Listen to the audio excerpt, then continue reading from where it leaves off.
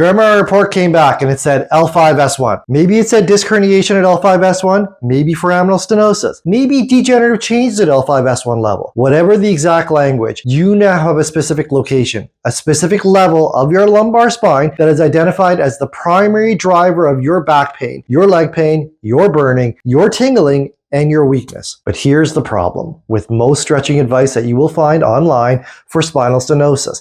It does not account for the level. A stretch that is excellent for L4, L5 central canal stenosis may be completely irrelevant for L5-S1 foraminal compromise. A stretch that targets the nerve root at L5-S1 addresses a specific anatomical reality that others do not. Today, I'm giving you the single most targeted and most clinically relevant stretch for L5-S1 lumbar spinal stenosis. The one stretch that directly addresses the specific nerve root compression and the specific soft tissue involvement that the L5-S1 pathology produces. One stretch. Done consistently and correctly, it makes a meaningful difference to the symptoms that L5-S1 spinal stenosis specifically generates. My name is Dr. Alykhan Shariff. I'm a doctor of chiropractic. Welcome to my YouTube channel. My clinic is Infinite Healing Chiropractic and Wellness Center, and I'm located in Oshawa, Ontario.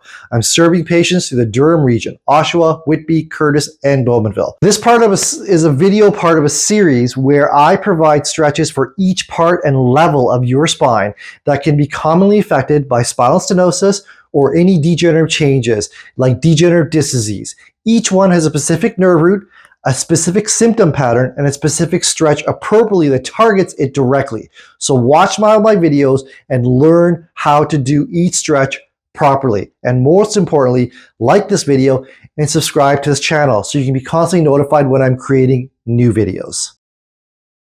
Today, L5-S1. The most common level for lumbar spinal stenosis and most frequently reported on a lumbar MRI, as well as degenerative changes, the level whose specific anatomy makes one stretch stand above all. Let me show you why. So let's talk about L5-S1. To understand this stretch, it's the figure 4 stretch. Figure 4 piriformis stretch. It is the number one stretch for L5-S1 spinal stenosis degenerative changes. You need to understand two anatomical facts about the specific location. Facts that do not apply to L4, L5, or anything higher. Anatomical fact number 1. The S1 nerve root and the sciatic nerve.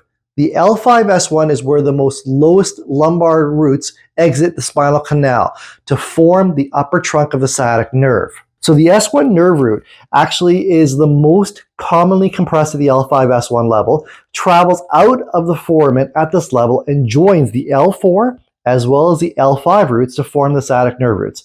This means that foraminal stenosis at L5-S1 is just not a local back pain problem. It is a problem that is directly affecting the sciatic nerve, produces deep buttock pain, posterior thigh achiness, the calf that's burning, okay, the heel, the toe numbness that characterize the S1 nerve root level compression. So when a patient tells me that their MRI shows L5-S1 stenosis and their symptoms include burning down the back of the leg and the calf and the heel, this is the S1 nerve root totally being involved and is anatomically directly related. The compression at L5-S1 is compressing the nerve root that produces these exact symptoms. Anatomical fact number 2, the piriformis and the S1 nerve root. Here's the anatomical fact that makes the L5-S1 stenosis fundamentally different from the L4, L5 and explains why the figure 4 is the number one stretch that I recommend for this level. As the S1 nerve root exits the L5-S1 foramen, it travels through the pelvis and it exits through the greater sciatic notch deep in the posterior hip, passing directly beneath the piriformis muscle, but also in some cases pierces the piriformis muscle. So that's an important thing to understand, because if you have a tight hypertonic piriformis muscle, that can also compress the S1 nerve root and the sciatic nerve trunk. Now let's understand this a little better. This is what it means. Somebody who has an L5-S1 foraminal stenosis has two potential sites of S1 nerve root compression acting simultaneously: the stenotic foramen at L5-S1 and the tight piriformis muscle. So that means for the patient, it's going to be indistinguishable. They're not going to know because both produce the same thing: deep buttock pain, posterior leg symptoms, but only one stretch directly addresses this both simultaneously. So that stretch is the figure 4 piriformis stretch. And here is why I think no other stretch can match this one, because no other stretch directly targets the piriformis muscle while simultaneously producing the hip flexion that particularly opens up the L5-S1 foramen. So let's understand this stretch. The figure 4 piriformis stretch, it comes in two different variations, seated and standing. I'm going to show you both today. So the seated figure 4 version is the one most patients most commonly do. It's for the desk worker, the person sitting. You can be performed in any chair, any desk, anytime during the workday. You're going to sit upright in a firm chair. You're going to take, let's say, your right ankle, and you're going to cross it over your left knee. The ankle sits on top of the knee itself, not the shin, not the thigh. The right knee points outward and slightly downward. Place your hand on top of the right knee and apply gentle downward pressure, coaxing the knee towards the floor rather than forcing it. Now, I'm going to show you a video on how to do this. So watch this video. The seated figure 4 piriformis stretch. And Sarah here is going to demonstrate this for us. So basically for this stretch, what you're going to do is you're going to take your knee, your ankle, you're going to put it above your knee, not on top of the knee, and you're going to be sitting straight. And you want to, if you're in a chair, you want to be in a straight back chair.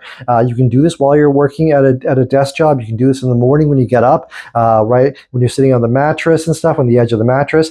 And basically, you want to have your hand on your knee, and your whole motion is going to be at your hips. You're going to lean forward at your hips. At the same time, you're going to put a gentle pressure on your knee down, and you're going to feel that stretch in that piriformis muscle. And this is a fantastic stretch to do. Now the next version, variation 2, the standing figure 4 against the wall. The standing variation I like a lot. It achieves a deeper piriformis stretch than the seated version because the standing one allows greater hip flexion on the cross leg and enables the body weight to also contribute, which gives you a greater and deeper stretch. Now watch this video as I'm going to show you how to do it. The stretch I'm going to show you here today is the standing figure 4 piriformis stretch. Now, when I ask anybody to do this, it's a deeper stretch than the seated version. But if you have mobility issues, if you have balance issues, if you have any type of dizziness, vertigo, if you have trouble with your knees, arthritic knees, I would not recommend this being done standing. It's going to be very unstable for you. I recommend doing it seated. Even though the standing one is a deeper stretch, seated is going to be safer. Now let's move forward and show you how to do this. So with this stretch, you don't want to be leaning against the wall, but you do want to use the wall as a little bit of support. Basically, you're going to take your ankle and you're going to bring it above the opposite knee. You're going to bend that knee out a little bit. And while you're grasping the ankle, your other foot is going to be on, so your other hand, is going to be on the knee. And all the motion is at your hips. So you want to keep your back straight. You're leaning forward at the hips and you're putting a gentle distraction on that knee, nothing too vigorous. And you're going to feel that stretch along the piriformis muscle. So for L5-S1 stenosis patients, I recommend actually the seated version. It's easier for the senior to do it who has mobility issues. It's doing it at a work desk. It's sitting. It's super simple than doing the standing one. Even though I feel the standing one gives you a deeper stretch, I always typically recommend the seated one because it's safer for people to do. Now, I recommend doing this seated version stretch every 30 minutes during a workday, or the standing variation too, if you can handle it, but just be careful doing it. Typically in the morning and in the evening too. But if you're doing the workday, every 30 minutes. And you perform it time to time. It's a great stretch to do. The multiple times you do daily creates more of a decompression on that S1 nerve root. And the piriformis muscle also stretches that out. So the figure 4 piriformis stretch, two variations. Seated for the workday, standing for a deeper stretch. Do which one works best for you, but make sure you're in a safe environment. And also feel free to review this stretch with your healthcare practitioner, because you should have a healthcare practitioner that you review your stretches with. Now here's what the stretch can't do and what the clinic care adds. The figure 4 stretch addresses the piriformis component of the L5-S1 nerve root compression. directly and effectively. Over consistent daily practice, it reduces the muscular compressive contributions to the S1 nerve root symptoms. And for many patients, that's a significant change and reduces their symptoms. That's huge. But what it can't address, and the foraminal stenosis is there, the bony narrowing of that L5-S1 foramen produced by the arthritic facet joints changes, the bone spur changes, the disc height loss, all of that is still existent. That doesn't go away. And that's part of the situation. And so as a chiropractor at Infinite Healing Chiropractic and Wellness Center, I assess my patients that come in here with L5-S1 stenosis. I talk about the chiropractic care. I talk about the mechanics of the L5-S1, the restriction patterns, the facet loading, the sacroiliac joint function, and the piriformis involvement.